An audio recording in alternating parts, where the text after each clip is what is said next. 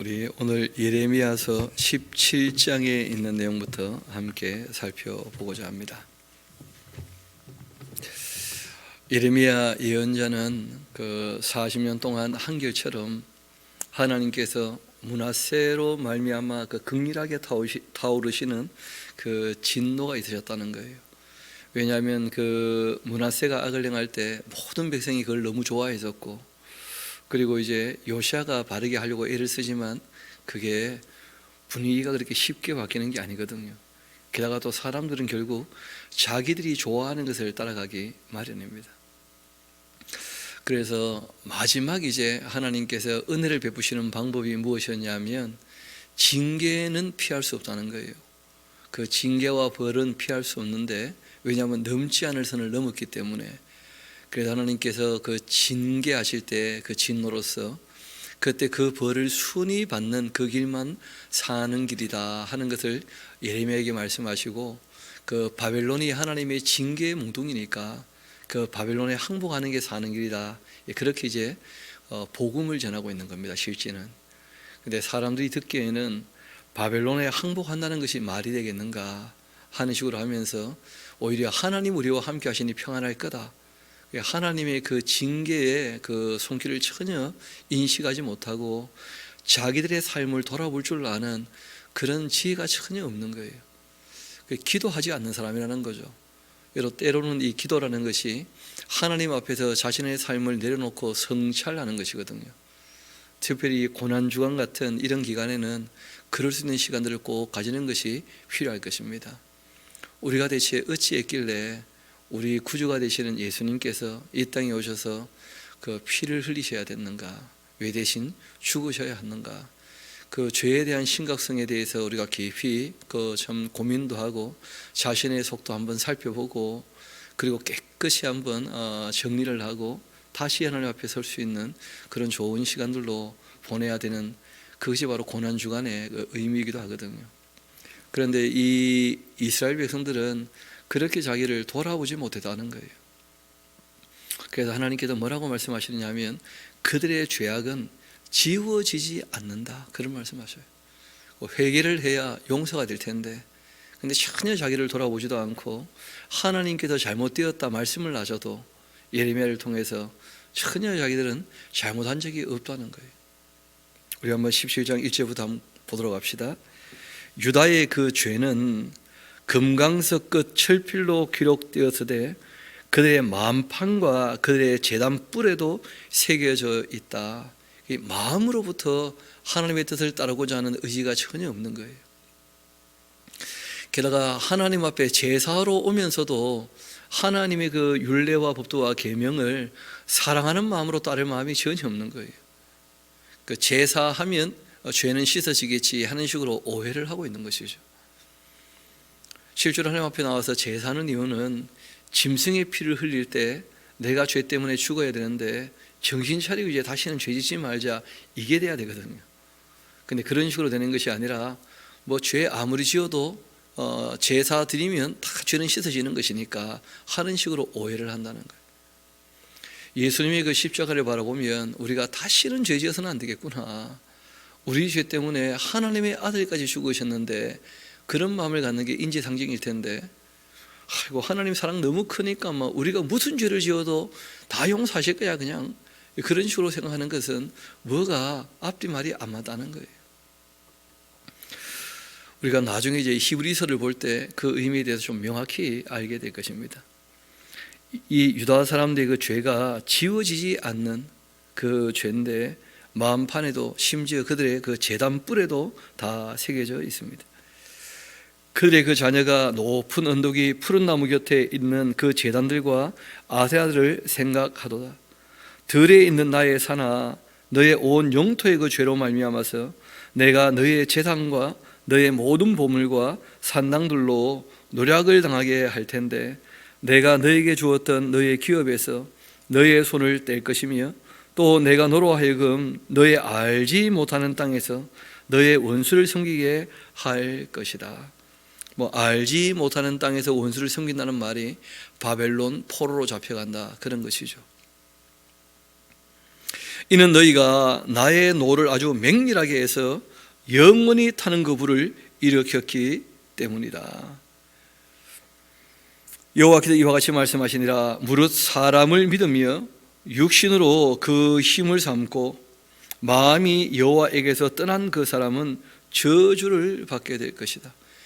하나님의 말씀, 기록된 말씀을 다 읽고 듣고 배워서 이걸 믿고 따라야 될 텐데, 사람들의 그 새치어에서 나오는 자기 귀에 달콤한 얘기, 자기 수준에 딱 맞는 얘기, 그 사람들을 믿으니까 문제가 된다는 거예요.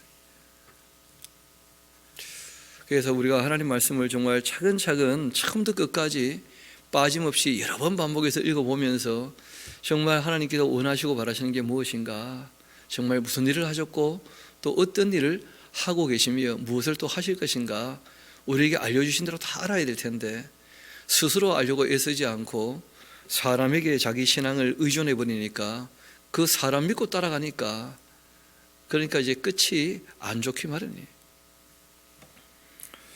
우리가 사람에게 도움은 받을 수 있지만 사람은 믿음의 대상이 되기 어렵습니다. 약한 존재이기 때문에 그래요. 이어봅시다.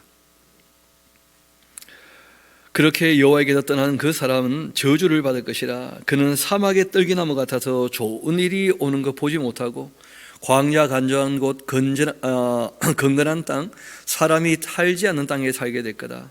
그러나 무릇 여호와를 의지하며 여호와를 의뢰하는 그 사람은 복을 받을 것이다.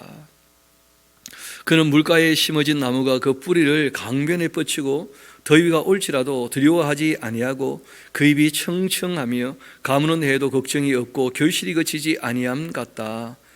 똑같은 내용을 시편 1편 기자는 이렇게 얘기하죠.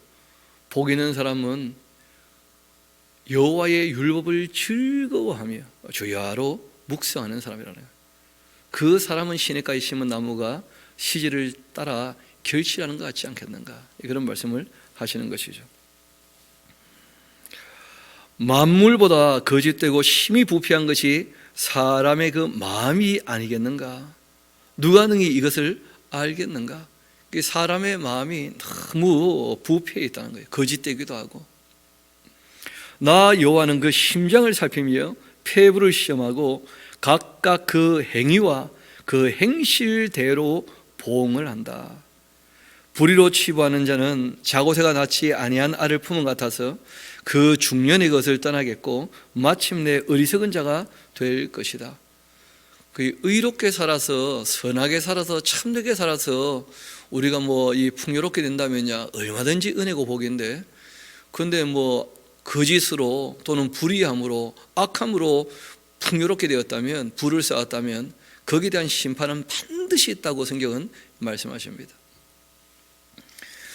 영화로우신 보좌여, 시작부터 높이 계시며 우리의 성소이시며 이스라엘의 소망이신 여호와여, 무릇 주를 버리는 자는 다 수치를 당할 것이라.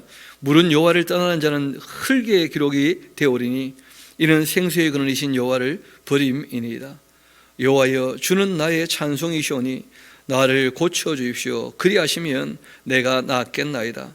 나를 구원하소서. 그리하시면 내가 구원을 얻으리이다. 보라, 그들이 내게 이르기를 여호와의 말씀이 어디 있느냐? 이제 임하게 할지어다. 그렇게 하나이다.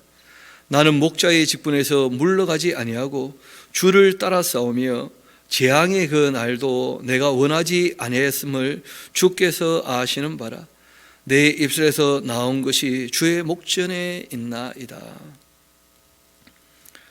그러니까 이 예레미야는 그들이 마귀를 발해서 저주를 퍼붓고 그런 사람이 전혀 아니라는 거예요.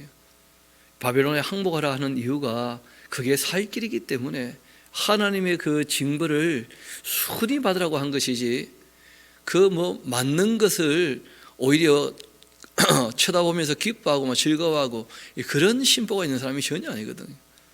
그런데 사람들은 그런 식으로 오해를 하는 거예요. 재앙의 날을 전혀 예레미야도 원하지 않죠. 그건 누가 원하겠습니까? 하나님도 원하지 않으셔요. 그 자녀들이 재앙을 받기를 원하시겠습니까? 복을 누리기를 원하시겠습니까? 그런데 복된 길로 가지 않으니까, 하나님의 율례와 법도를 따라 살지 않으니까 그 마음에 하나님의 말씀을 품지 아니하고 욕심이 가득 차 있으니까 그래서 안 되는 것이거든요. 주는 내게 두려움이 되지 마옵소서. 재앙의 날에 주는 나의 피난처시니이다. 나를 박해하는 자로 치욕을 당하게 하시고 나로 치욕을 당하게 마옵소서. 그들은 놀라게 하시고 나는 놀라게 하지 마시옵소서. 재앙의 날을 그들에게 임하게 하시며 배나되는 그 멸망으로 그들을 멸하소서. 여호와께서 내게 이와 같이 말씀하시되 넌 가서 유다 왕들이 그 출입하는 그 평민의 문과 예루살렘 그 모든 문에 서서 무리에게 이르기를 이 문으로 들어오는 유다의 왕들과 또 유다 모든 백성과 예루살렘 모든 주민인 너희는 여호와의 말씀을 들을지어다. 여호와께서 이와 같이 말씀하시되 너희는 스스로 삼가서 안식일에 짐지고 예루살렘 문으로 들어오지 말며 안식일에 너희 집에 짐을 내지 말며 어떤 일이라도 하지 말고 내가 너희의 조상들에게 명령함같이 안식일을 거룩히 하라. 좀 사람들도 쉬고 하나님도 만나는 그런 복된 날로 보내야지. 돈 욕심 때문에 그냥 쉬지 않고 일한다는 거예요. 그들이 순종하지 아니하며 귀를 기르지도 아니하며 그 목을 곧게 하여서 듣지 아니하며 교훈을 받지 아니하였느니라. 여호와의 말씀이니라. 너희가 만일 삼가 나를 순종하여 안식일에 짐을 지고 이 성문으로 들어오지 아니하며 안식일을 거룩히 하여서 어떤 일이라도 하지 아니하면 다윗의 왕위에 앉아 있는 왕들과 고관들이 병과 말을 타고 이 성문으로 들어오되 그들과 유다 모든 백성과 예루살렘 주민들이 함께 그리할 것이고 이 성은 영원히 있을 것이며 사람들이 유다 성읍들과 예루살렘에 둘린 곳들과 베냐민 땅과 평지와 산지와 네겝으로부터 와서 번제와 희생과 소제와 유함과 감사제물을 여호와의 그 성전에 가져오려니와 그러나 만일 너희가 나를 순종하지 아니하고 안식일을 거룩되게 아니하여 안식일에 짐지고 예루살렘 문으로 들어온다면 내가 성문에 불러와 예루살렘 궁전을 삼키게 하리니 그 불이 꺼지지 아니하리라 하셨다 할지니라. 그렇게 말씀하신 거예요. 적어도 6일이라고 하루 정도는 쉬면서 하나님의 그 말씀을 읽고 듣고 배워서 정말 자신을 돌이키고 또 마음을 씻고 그리고 또 한 주간 정말 주님의 뜻을 따라 살려고 힘쓰고 애쓰고 그렇게 하는 것이 당연한 일일 터인데 전혀 그렇게 하지 않았다는 것이죠. 욕심이 늘 앞서가지고 여호와께로부터 예레미야에게 임한 말씀에 이르시되 너는 일어나 토기장의 그 집으로 내려가라. 내가 거기에서 내 말을 내게 들려주겠다. 그렇게 하십니다. 내가 토기장의 집으로 내려가서 보니까 그가 농로로 이 일을 하고 있는데 이 판을 돌려가지고 이제 토기를 만들고 있죠. 진흙으로 만든 그릇이 토기장의 손에서 터지게 되니까 그가 그것으로 자기 의견에 좋은 대로 다시 그릇을 만들어요. 마음먹은 대로 그릇이 만들어지지 않으면 다시 이제 으깨가지고 다시 그릇을 만드는 겁니다. 그때 여호와의 말씀이 내게 임하니라 이르시되 여호와의 말씀이니라. 이스라엘 족속아 이 토기장이가 하는 것 같이 내가 능히 너희에게 행하지 못하겠느냐. 이스라엘 족속아 진흙이 토기장의 손에 있은 같이 너희가 내 손에 있느니라. 내가 어느 민족이나 국가를 뽑거나 부수거나 멸하려 할 때에 만일 내가 말한 그 민족이 그 악에서 돌이키면 내가 그에게 내리기로 생각했던 재앙에 대하여 뜻을 내가 돌이킬 것이다.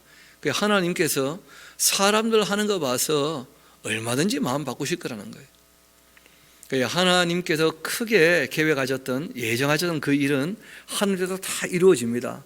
하나님 스스로 하시는 일이니까. 그런데 하나님이 사람을 통해 하시는 일들은 사람 하는 거 봐서 얼마든지 바뀌어질 수 있다는 거예요.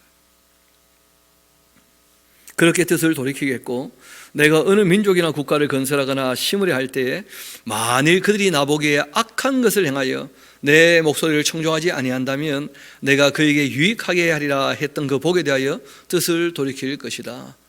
이스라엘 백성들은 문자적으로 직접 율법을 주기도 하셨고 실제로 이미 하나님께서 사람을 만드실 때 그 형상을 따라 만드셨기 때문에 모든 사람 마음에는 이미 인격과 함께 양심이 이미 부여되어 있어요. 그래서 부정하지 못합니다. 무엇이 선한지 무엇이 악한지, 무엇이 참된지 무엇이 거짓인지, 무엇이 의로운지 무엇이 불의한지 사람에게 하나님께서 양심을 부여하셨는데 왜 그 분별이 없겠습니까? 이어봅시다. 그러므로 이제 너는 유다 사람들과 예루살렘 주민들에게 말하여 이르기를 여호와의 말씀에 보라, 내가 너희에게 재앙을 내리며 계책을 세워 너희를 치리하노니 너희는 각기 악한 길에서 돌이키며 너희의 길과 행위를 아름답게 하라 하자다 하라. 그러나 그들이 말하기를 이는 헛되니 우리는 우리의 그 계획대로 행하며 우리는 각기 악한 마음이 완악한 대로 행하리라. 그렇게 하고 있구나. 그러므로 여호와께서 이와 같이 말씀하신다. 너희는 누가 이러한 일을 들었는지 또 여러 나라 가운데 물어보라. 처녀 이스라엘이 힘이 가장한 일을 행하였도다. 레바논의 그 눈이 어찌 들의 그 바위를 떠나겠으며 또 먼 곳에서 흘러내리는 그 찬물이 어찌 마르겠느냐. 그러니까 이 만년설이 녹아 흘러내리는 것은 항상 있는 일이었거든요. 하나님은 그렇게 변함없으신 분이시다, 그런 얘기를 하시는 건데, 물은 내 백성은 나를 잊어버렸고 험한 것에게 분향하고 있구나. 이러한 것들은 그들로 그들의 그 길 곧 그 옛길에서 넘어지게 하며 곁길고 딱지 아니한 길로 행하게 하여 그들의 그 땅으로 두려움과 영원한 웃음거리가 되게 하리니 그리로 지나가는 자마다 놀라서 그 머리를 흔들 것이다. 내가 그들의 그 원수 앞에서 흩어버리기를 동풍으로 한같이 할 것이며 그들의 그 재난의 날에는 내가 그들에게 등을 보이고 얼굴을 보이지 아니할 것이다. 그들이 말하기를 오라, 우리가 꿰내어서 예레미야를 치자. 제사장에게서 율법이, 지혜로운 자에게서 책략이, 선자에게서 말씀이 끊어지지 아니할 것이니까 오라, 우리가 혀로 그를 치고 그 어떤 말에도 주의하지 말자. 그렇게 합니다 하면서 그 예레미야가 정직히 하나님의 말씀을 전해도 백성들의 그 반응은 뭐냐 하면 우리는 이미 하나님의 말씀 읽고 듣고 배우고 있다면서 실제로는 하지 않으면서 그 의미도 바르게 알지 못하면서 그러고는 예레미야를 배척하는 거예요. 여호와여 돌아보사 나와 더불어 다투는 그들의 목소리를 들어보옵소서. 어찌 악으로 선을 갚으리까마는 그들이 나의 생명을 해하려고 구덩이를 팠습니다. 내가 주의 분노를 그들에게서 돌이키려 하고 또 주의 앞에 서서 그들을 위하여 유익한 말을 한 것을 기억하옵소서. 그러하온즉 그들의 그 자녀를 기근에 내어주시며 그들의 그 칼의 세력에 넘기시며 그들의 그 아내들은 자녀를 잃고 과부가 되며 그 장정은 죽임을 당하며 또 그 청년은 전장에서 칼에 맞게 하시며 주께도 군대로 갑자기 그들에게 이르게 하사 그들의 그 집에서 부르짖음이 들리게 하옵소서.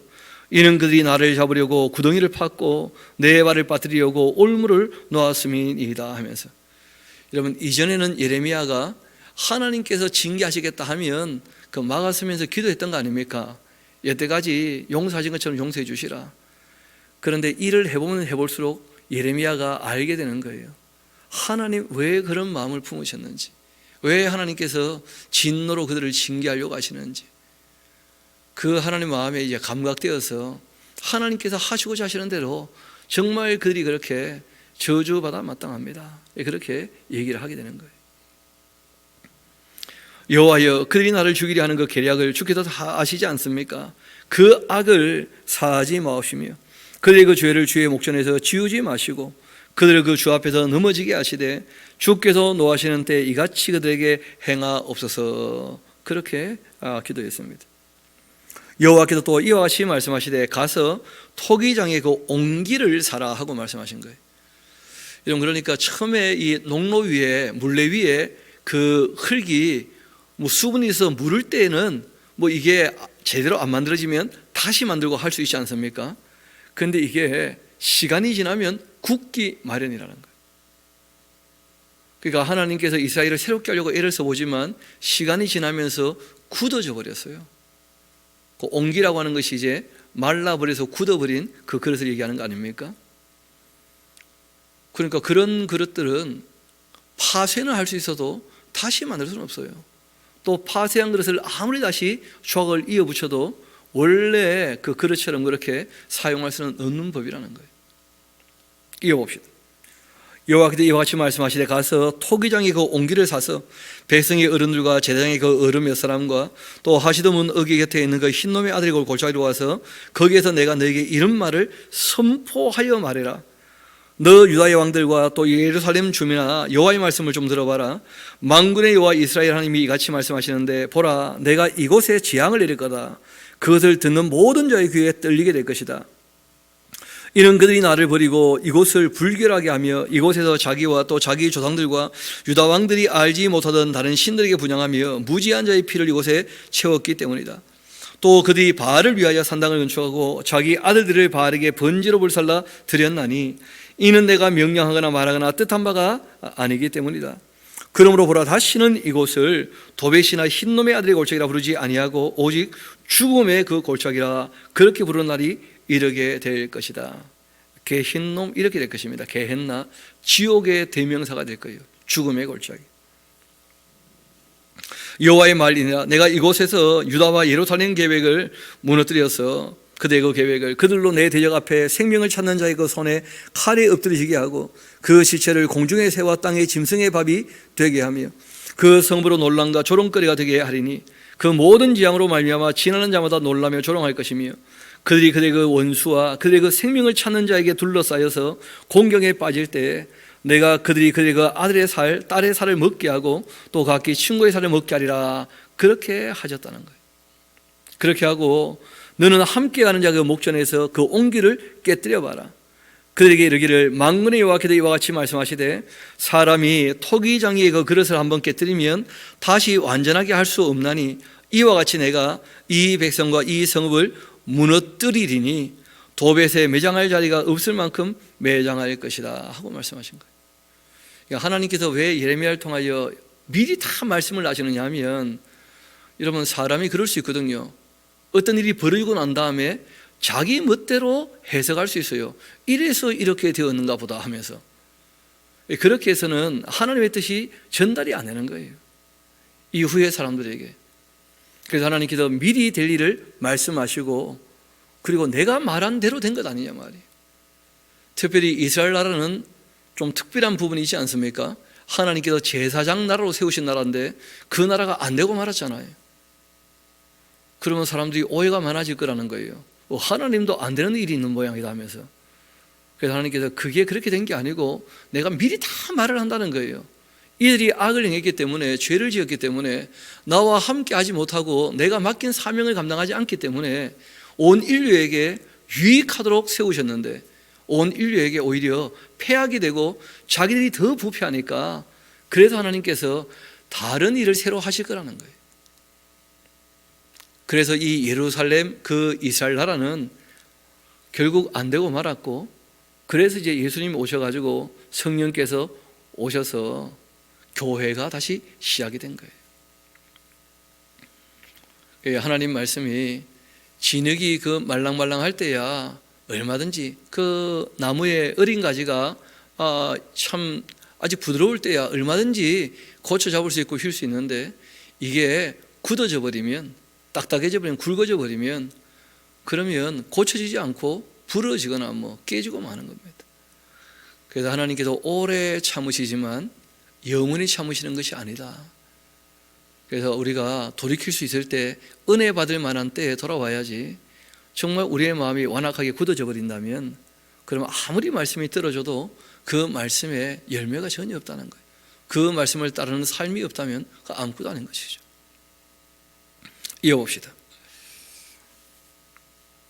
12절 여호와의 그 말씀이니라 내가 이곳과 그 가운데 주민에게 이같이 행하여 이 성읍을 도백 같게 그렇게 할 것이라 예루살렘 집들과 유다의 왕들의 그 집들이 그 집 위에서 하늘의 만상에 분향하고 다른 신들에게 전제를 부음으로 더러워졌기 때문에 도백 땅처럼 그렇게 되리라 말씀하십니다.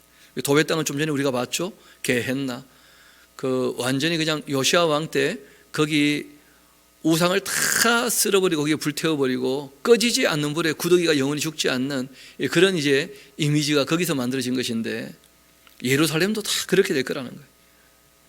예레미야가 여호와께서 자기를 보내사 예언하게 하셨던 그 도벳에서 돌아와 여호와의 집들에 서서 모든 백성에게 말합니다.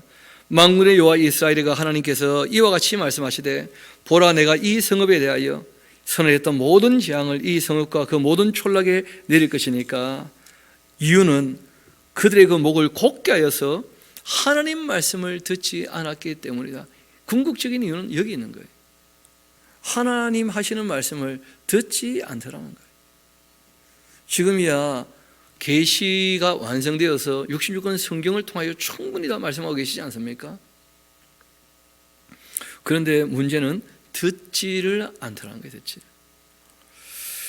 임멜의 아들 제사장 바술은 여호와의 그 성전의 총감독이라 그가 예레미야의 그 이 일 예언함을 듣게 됩니다. 항상 거짓 선자가 있어서 문제거든요.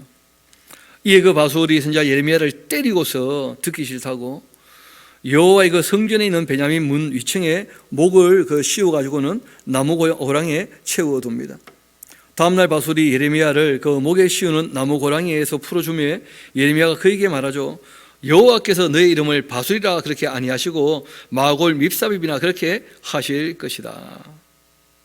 사방으로 두려움이 닥칠 거다 하고 얘기를 했다는 거예요.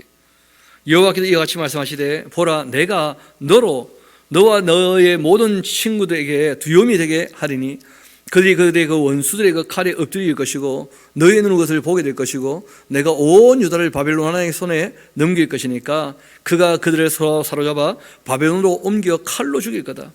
내가 또 이 성읍의 모든 부와 그 모든 소득과 그 모든 귀중품과 유다 왕들의 그 모든 보물을 그 원수의 손에 넘기리니 그들이 그것을 탈취하여 바벨론으로 가져갈 것이다.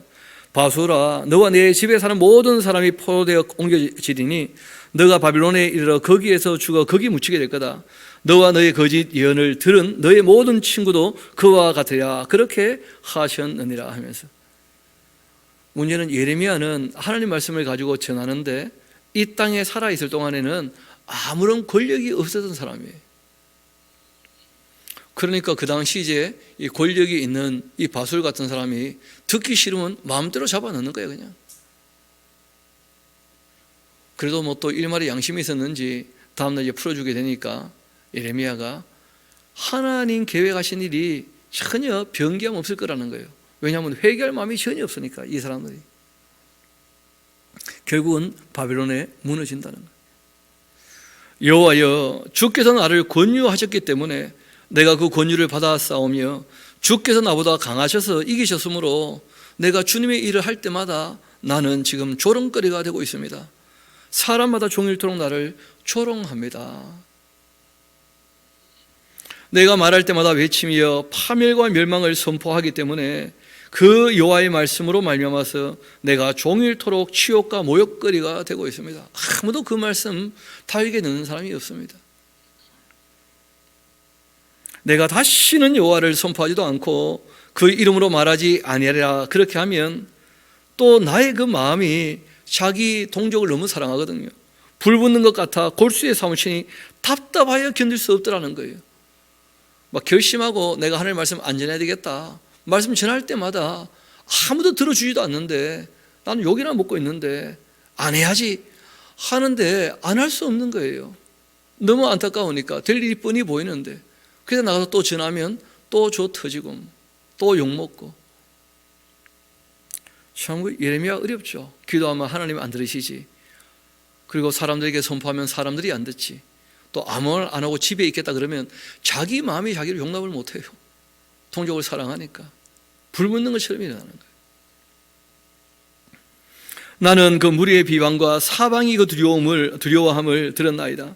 그들이 이르기를 고소해라 우리도 고소하리라 그렇게 하오며 심지어는 나의 친한 벗도 다 나에게 실족하기를 기다리고 있습니다. 내가 그가 혹시 유혹을 받게 되면 우리가 그를 이겨서 우리 원수를 갚자 그렇게 하고 있습니다.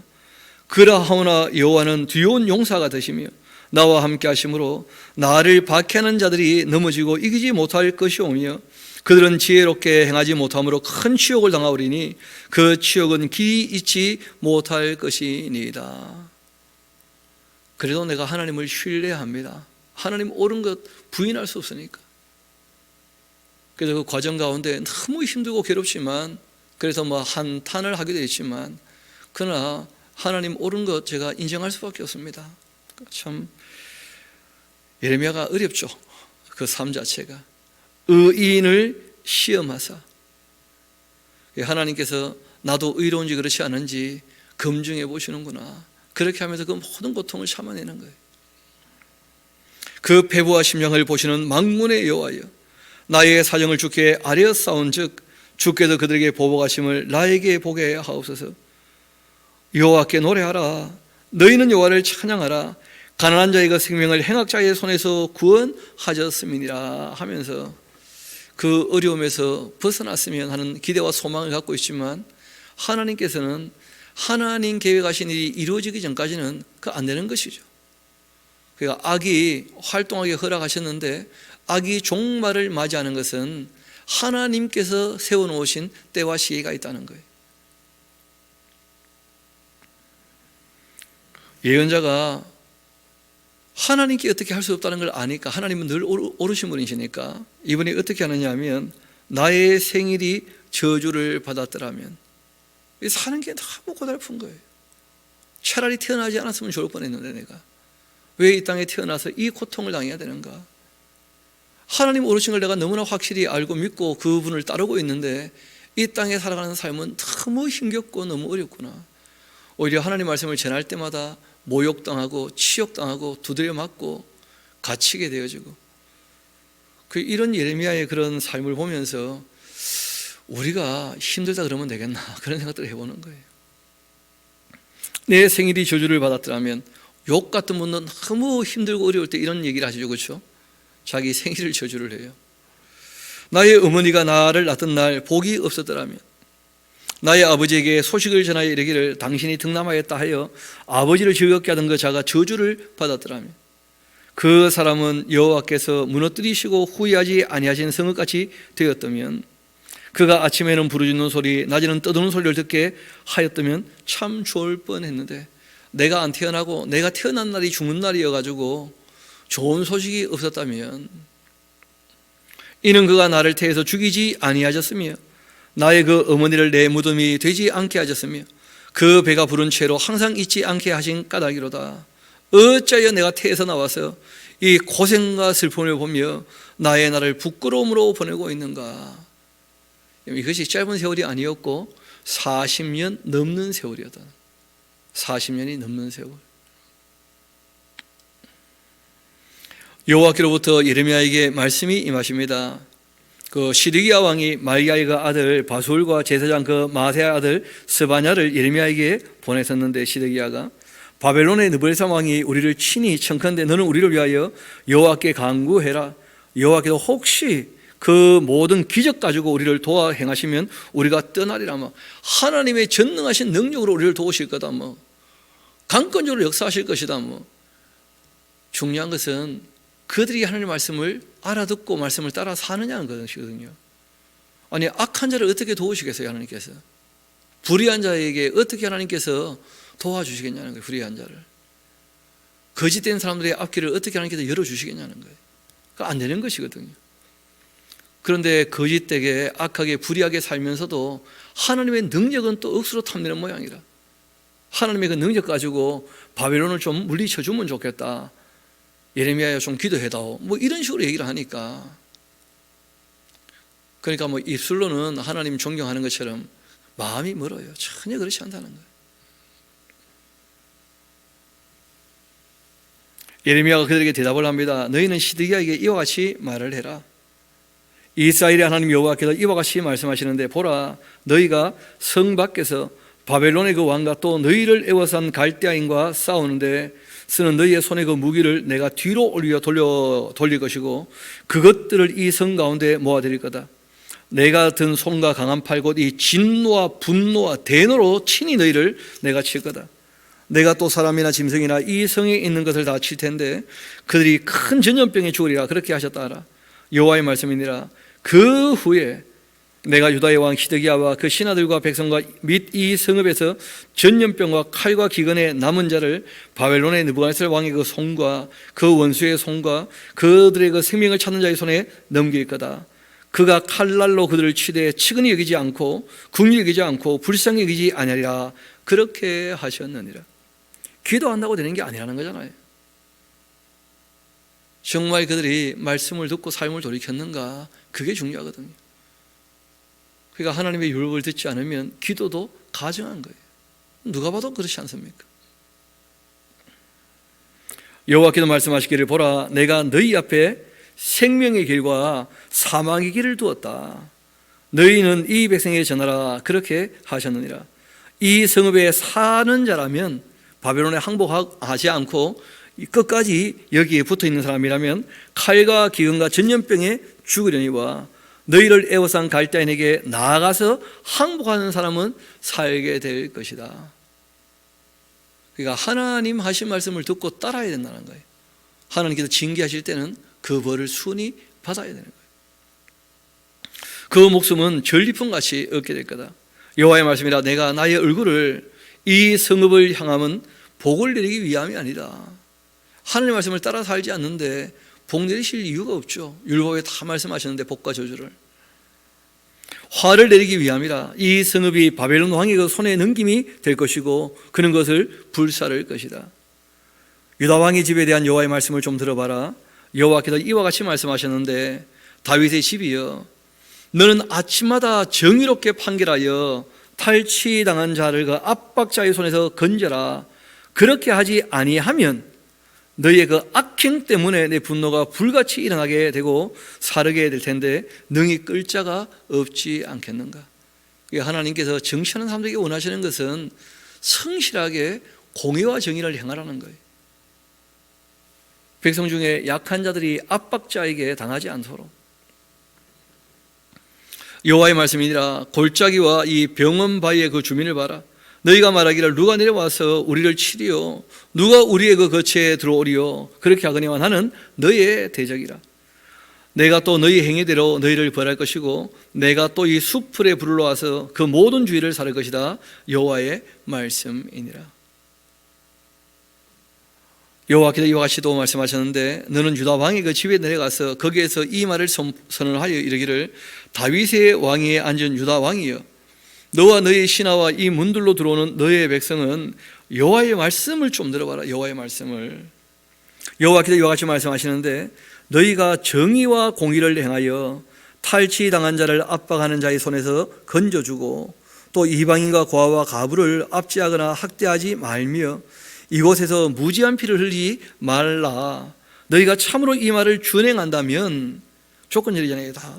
이 말을 준행한다면 다윗의 왕위에 앉을 왕들과 신하들과 백성이 그 병과 말을 타고 이 집 문으로 들어오게 될 것이다.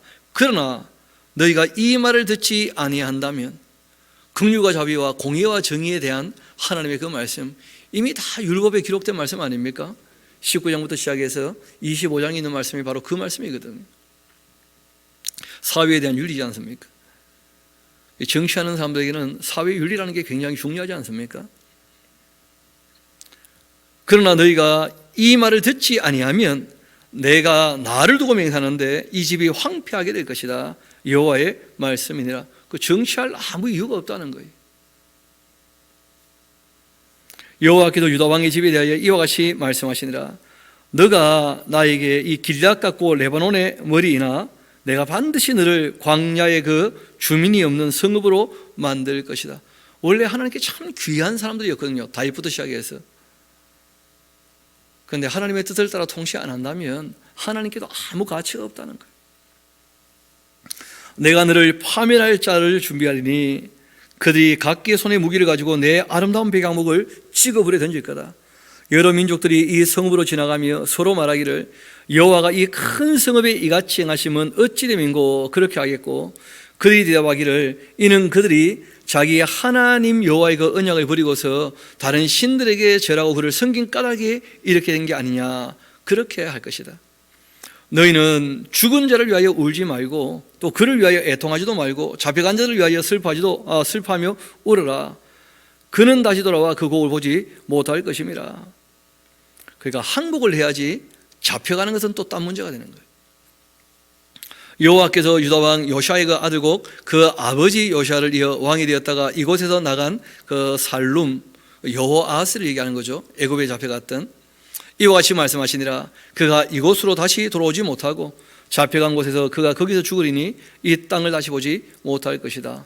그래서 요시아 다음에 요아스가 왕이 되었다가 애굽에 잡혀가고 요야김이 또 왕이 되거든요. 다 요시아의 아들들입니다. 요야김의 이 아들이었던 요야긴이 왕이 되지만 얼마 가지 못하고 또다시 그 삼촌이 되어지는 요시아의 아들이죠. 시드기야가 이제 왕이 되는, 그게 남왕국 유다의 마지막 이야기거든요. 불의로서 그 집을 세우며 또 부정하게 그 다락방을 지으며 자기의 이웃을 고용하고 그 품값을 주지 아니하는 자에게는 화가 있을 것이다. 그가 이르기를 내가 나를 위하여 큰 집과 넓은 다락방을 지으리라. 그렇게 하고 자기를 위하여 창문 만들고 그것에 이 백향목으로 입히고 붉은 빛으로 칠하는데 너가 백향목을 많이 사용하여 왕이 될 수 있겠느냐? 너의 아버지가 먹거나 마시지 아니하였으며 정의와 공의를 행하지 아니하였느냐? 그때는 그가 형통했었다. 사치한다고 인정받는 왕이 되는 게 아니라는 거예요. 공의와 정의를 행해야지. 그는 가난한 자와 궁핍한 자를 변호했고 형통하였나니 그들이 나를 알미 아니냐. 여호와의 말씀이라. 긍휼과 자비와 공의와 정의. 그러나 너희의 두 눈과 마음은 탐욕과 무지한 피를 그 흘림과 또 아빠가 포악을 행하는 것뿐이다. 그러므로 여호와께도 유다의 왕 요시아의 아들 그 요야김에 대하여 이와 같이 말씀하신다. 무리가 그를 위하여 슬프다 내 형제여, 슬프다 내 자매야, 그렇게 하며 통곡하지 아니할 것이며 그를 위하여 슬프다 주여, 슬프다 그 영광이여 하며 통곡하지도 아니할 것이다. 왜냐하면 망할 때요 다들 그럴 거라는 거예요. 저런 왕은 망해야 돼. 너무 잘 됐어. 다 그럴 거라는 거예요. 왜냐하면 왕이 되어서 긍휼과 자비와 공의와 정의를 행하지 않았기 때문에 그렇다는 거예요. 그가 끌려 예루살렘 문 밖에 던져지고 나귀같이 매장함을 당하게 될 거다. 너는 레바논에 올라 외치며 바단에서 내 소리를 높이며 아바림에서 외쳐라. 이는 너를 사랑하는 자를 다 멸망하였기 때문이다. 너가 평안할 때 내가 너에게 말하였으나 너의 말이 나는 듣지 아니하리라. 그렇게 했다는 거예요. 평안할 때가 하나님의 말씀을 읽고 듣고 배울 수 있는 정말 좋은 기대거든요. 우리가 위정자들을 위하여 기도해야 되는 이유가 평안한 가운데 신앙생활을 하기 위함이거든요. 그런데 평안한데 신앙생활을 제대로 안 하고 하나님의 말씀을 제대로 배우지 않으면 다급하게 되면 어떻게 배우겠습니까? 다급한데. 너가 평안할 때 내가 너에게 말하였으나 너의 말이 나는 듣지 아니라. 그렇게 하였나니 너가 어리서부터 나의 말을 내 목소리를 청종하지 아니함이 너의 습관 같구나. 너의 목자들은 다 바람에 삼켜질 것이고 너를 사랑하는 자들은 사로잡혀 가게 될 것이다. 그때 너가 반드시 너희 모든 악 때문에 수치와 욕을 당하게 될 거다. 레바논에 살면서 백향목에 깃들이는 자여, 여인이 해사는 그 고통 같은 고통이 너에게 임할 때 너의 그 가련함이 얼마나 심하겠느냐. 여호와의 말씀이라. 나의 삶으로 맹세하노니 유다왕 여호야김의 아들 고니야가, 이 고니야 하는 사람이 그 여호야긴 왕이죠. 나의 오른손에 인장 반지를 할지라도 내가 그것을 빼어버릴 것이고 너의 생명을 찾는 자의 손과 내가 두려워하는 자의 손 곧 이 바벨론 왕 느부갓네살 의 손과 갈대의 손에 줄 거다. 내가 너와 너를 낳은 그 어머니를 너희가 나지 아니한 다른 지방으로 쫓아낼 테니까 너희가 거기에서 죽게 될 거다. 그들이 그 마음에 돌아오기를 사모하는 땅에 돌아오지 못하게 될 거다. 이 사람 고니야는 천하고 깨진 그릇이냐, 좋아하지 아니하는 그릇이냐, 어찌하여 그와 그 자손이 쫓겨나서 알지 못하는 땅에 들어갔는고. 땅이여 여호와의 말씀을 좀 들어봐라.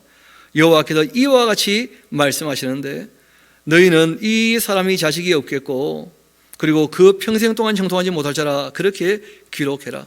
그래서 여호야긴 왕은 잡혀가서 바벨론에서 죽게 되었고 여호야긴 왕에게는 자녀가 없었기 때문에 그 삼촌 되는 시드기야가 다시 왕이 되는 거예요. 이는 그 자손 중 형통하여 다윗의 왕위에 앉아 유다를 다스릴 사람이 다시는 없을 것이기 때문에 그렇게 되고 만 것이죠. 그래서 잘 아시는 것처럼 다윗의 위에 앉아 유다의 지파에서 이제 왕이 나오게 되는 일은 예수님 전까지는 없는 거예요. 수룹바벨은 총독이었고 그 다음에 마카비 혁명이 일어나고 난 다음에 유다의 왕이 되었던 사람은 레위 지파였었죠. 그리고 이후에 예수님 오실 때 헤롯이라는 사람은 그 에돔 사람이었거든. 그리고 당연히 지금도 왕이 없는 것이고 이후에 예수님 재림하시고 난 다음에야 그 다윗의 위에 앉아 통치하시는 왕이 되시는 것이죠. 우리 23장 굉장히 중요한 그 말씀인데 메시아에 대하여 말씀하시는 내용이기도 하고 하나님의 그 사람들의 그 자세에 대해서 하나님께서 특별히 부탁하시는 몇 가지 말씀이 있습니다. 우리 한번 봅시다. 또 거짓된 사람들을 어떻게 분별할지도 말씀하고 계시는데요. 여호와의 그 말씀이니라. 내 목장의 양떼를 멸하며 흩어지게 하는 그 목자에게 화가 있게 될 거다. 그러므로 이스라엘 하나님 여호와께서 내 백성을 기르는 것 목자에게 이와 같이 말씀하시니라. 너희가 내 양떼를 흩으며 그것을 몰아내고 돌보지 아니하여도다. 보라, 내가 너희의 그 악행 때문에 너희에게 보응하리라. 여호와의 말씀이니라. 내가 내 양떼의 그 남은 것을 그 몰려갔던 모든 지방에 모아서 다시 그 우리로 돌아오게 하리니 그들의 그 생육이 번성할 것이며, 또 내가 그들을 기르는 그 목자들을 그들 위에 세우리니 그들이 다시는 두려워하거나 놀라거나 잃어버리지 아니하리라. 여호와의 말씀이니라. 여호와의 그 말씀이니라. 보라, 때가 이르게 되면 내가 다윗에게 한 의로운 가지를 일으킬 것이다. 그가 왕이 되어서 지혜롭게 다스리며 세상에서 정의와 공의를 행할 것이다. 세상을 통치하실 거예요. 바로 그래서 우리가 천년 왕국을 얘기하는 거예요. 이스라엘의 궁극적인 회복, 다윗의 위에 앉아 예수님께서 이스라엘과 온 세상을 통치하시는 그 나라는 천년 왕국이고, 그런 교회와는 큰 상관이 없습니다. 교회는 이 땅의 천년 왕국이 이루어지기 전에 낙원에 있는 사람은 다 부활하여서 불붙은 유를 받아 건너편으로 건너갈 것이고, 그리고 이 땅에서 인신받은 사람은 다 휴거되어서 불이 붙은 유를 받아 건너편으로 건너갈 것이거든요. 그래서 예수님이 세상을 통치하실 때 그것은 천년 왕국이에요. 천년 왕국. 이스라엘을 중심으로 한 그 회복을 얘기하는 것이죠. 그 날에 유다는 구원을 받겠고 이스라엘은 평안히 살게 될 것이다. 그의 이름은 여호와 우리의 공의라 일컬음을 받게 될 것이다. 그게 하나님의 통치 원리죠. 긍휼과 자비와 공의와 정의. 그러므로 여호와의 말씀이니라. 보라, 날이 이르리니 내가 그들이 다시는 이스라엘 자손을 애굽 땅에서 인도하여 내신 여호와의 그 사심으로 맹세하지 않을 것이고, 또 이스라엘 집 자손을 북쪽 땅 그쪽 모든 쫓겨났던 나라에서 인도하여 내신 여호와의 사심으로 맹세하게 될 것이며 그들이 자기 땅에 살리라. 그런 말씀하신 거예요. 그래서 예수님께서 통치하실 것에 대한 그 어떻게 보면 예표죠. 그것이 무엇이냐면 출바벨론 하게 되는 것이 이후에 예수님이 통치하실 것에 대한 예표가 될 거라는 거예요. 모형이. 그래서 출애굽의 언약은 깨어졌고요.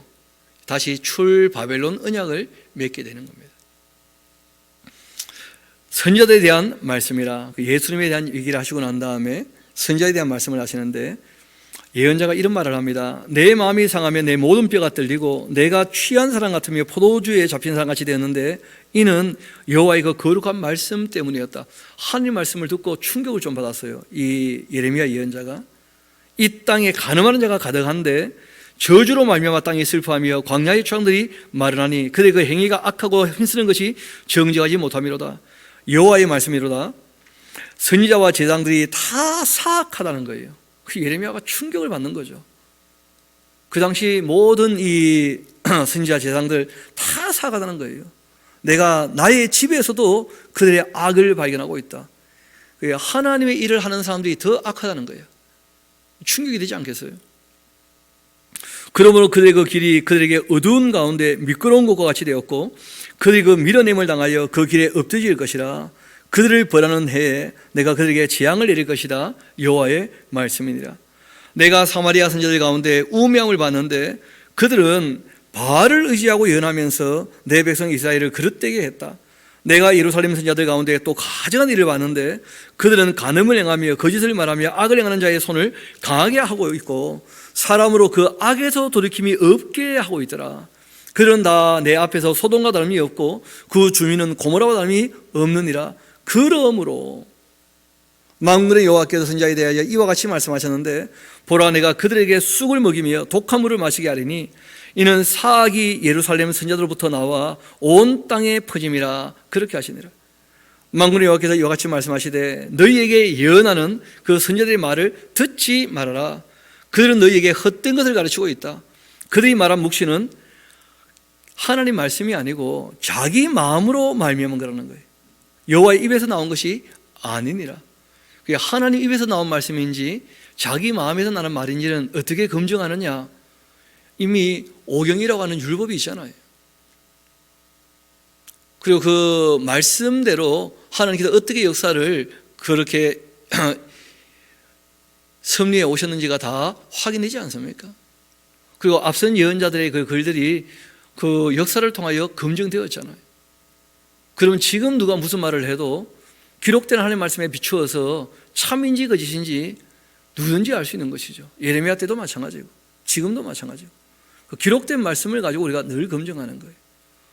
그런데 문제는 기록된 말씀에 대하여 내용을 바르게 알지 못하고 있다면 누가 옳은 말 하는지 그른 말 하는지 알 길이 없는 거죠. 그러면 자기가 듣기 좋은 소리를 따라가기 마련이라는 거예요.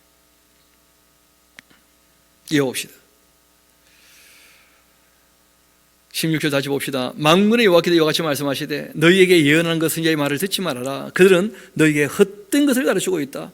그들이 말한 묵시는 자기 마음으로 말미암은 것이고 여호와의 입에서 나온 것이 아니다.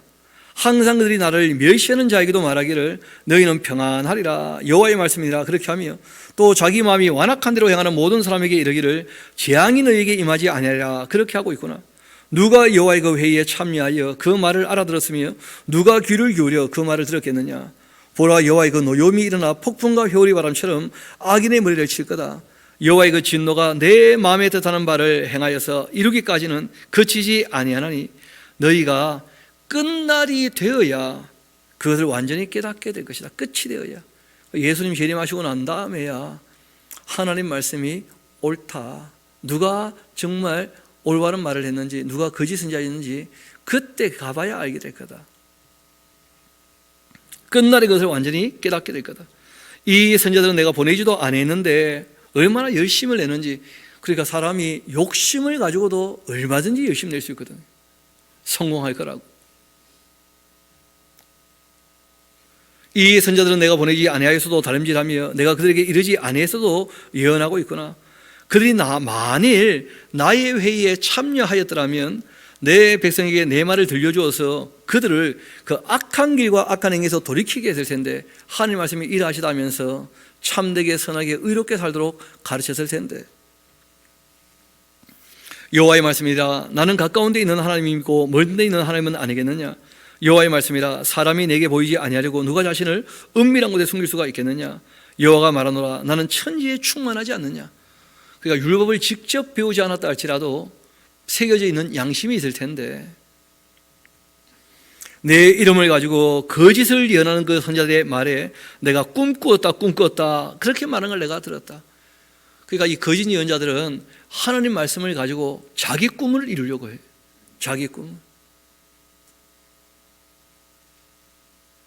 거짓을 예언하는 선지자들이 언제까지 이 마음을 품고 있겠냐. 그들 그 마음에 강교한 것을 예언하고 있다. 그들이 서로 꿈꾼 것을 말하고 있는데 그 생각은 결국 그들의 그 조상들이 바알로 말미암아 내 이름을 잊어버린 것 같이 내 백성으로 내 이름을 잊게 하려고 하는 것이다. 여호와의 말씀이라 꿈을 꾼 선지자라면 꿈 같은 말을 해라. 그러나 내 말을 받은 자라면 성실함으로 하나님 말씀을 말하라는 거예요. 성실하다는 게 딴 게 아니죠. 일단은 완수하는 게 성실한 거예요. 시작을 했으면 끝을 봐야죠. 창세부터 요한계시록까지 하나님 말씀은 한 구절도 빠지지 말고 다 완수해야 돼요. 다 전해야 돼요. 바르게. 거기 자기 욕심을 또 더하면 안 됩니다. 부담되다고 뭘 빼면 안 되고 가감해서는 안 돼요. 하나님 말씀은. 게다가 또 전체의 이 맥락에서 파가지 않고 한두 절 가지고 왜곡시키는 일들도 빈번히 일어나거든요. 그래서는 안 돼요. 성실하다면 처음부터 끝까지 뭘 더하지도 말고 빼지도 말고, 그리고 왜곡됨 없이 좀 바르게, 그리고 무엇보다 좀 빠르게. 우리가 지금 아침마다 한 1시간씩 이렇게 말씀 배우고 있잖아요. 그런데 창세기부터 지금 꽤 많이 진도 나갔죠. 예레미야서 지금 하고 있으니까. 실제로는 1년만 우리가 충실하게 시간을 내어도 우리가 하나님 말씀에 대해서 창세기부터 계시록까지 다 완수할 수 있거든요. 무슨 말씀인지 함께 읽으며 정리해 나갈 수 있다는 거예요. 그러니까 성실하게 말씀을 대하라 부탁을 하신 거예요. 그리고 성실한 것은 실천이 반드시 따라야 돼요. 아니, 듣기만 했는데 하지 않는다면 그 성실한 게 아니죠. 귀만 큰 거죠.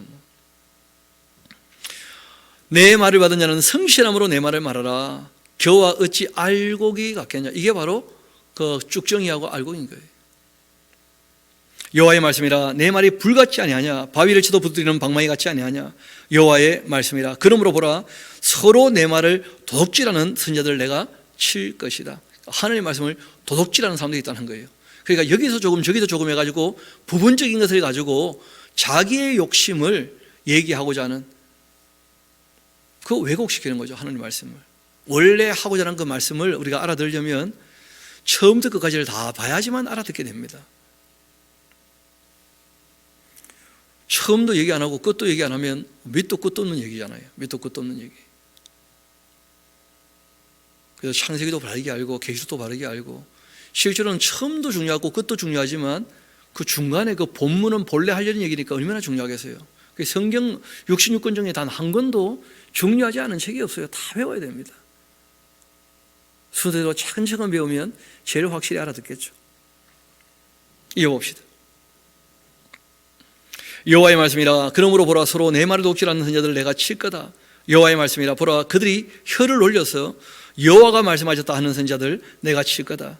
여호와의 말씀이니라. 보라, 거짓 꿈을 예언하여 이르며 거짓과 헛된 자만심 가지고 내 백성을 미혹하게 하는 자들 내가 칠 거다. 내가 그들을 보내지도 아니했고 명령하지도 아니했는데 그들은 이 백성에게 아무 유익이 없다. 여호와의 말씀이니라. 그렇게 말씀하신 거예요. 그리고 우리가 33절부터는 또 내일 이어서 같이 보도록 합시다. 또 거짓 선지자들이 무슨 일을 하는지 이어서 또 말씀하신 것인데, 하나님 말씀은 참 엄하고 중해서 무슨 말인지 잘 모르겠다, 너무 무거워서 따를 수도 없고, 그렇게 또 함부로 말하는 사람들이 있다는 거예요. 그런 사람들에 대해서 또 하나님께서 뭐라고 말씀하시는지 우리가 내일 아침에 또 이어서 보도록 합시다. 기도하시다.